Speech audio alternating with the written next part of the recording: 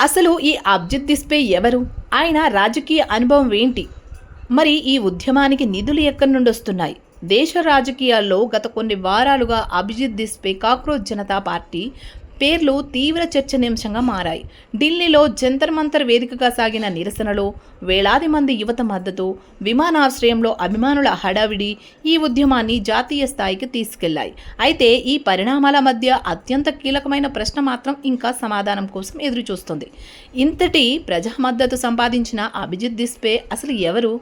ఆయన రాజకీయ అనుభవం ఏంటి? ఉద్యమానికి నిధులు ఎక్కడి నుండి వస్తున్నాయి?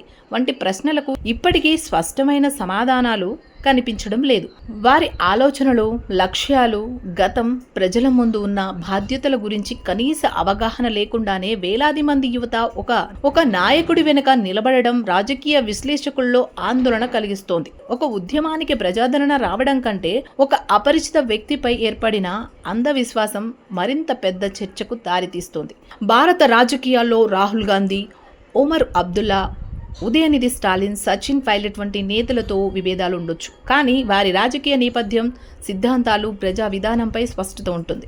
అదే సమయంలో అభిజిత్ దిస్పే ఉద్యమంలో పాల్గొంటున్న యువతలో చాలా మందికి ఆయన గురించి పూర్తి సమాచారం లేకపోవడం గమనించదగ్గ అంశం. కిరణ్ బేడి వంటి ప్రజలకు తెలిసిన నాయకులు ఉద్యమానికి ముఖచిత్రంగా నిలిచారు. కానీ ప్రస్తుతం జరుగుతున్న ఉద్యమంలో నాయకత్వం చుట్టూ అనేక సందేహాలు నెలకొనడం, తర్వాత ప్రముఖ సామాజిక కార్యకర్తల మద్దతు కూడబెట్టే ప్రయత్నాలు జరగడం ఈ పరిణామాలను మరింత ఆసక్తిగా మార్చాయి.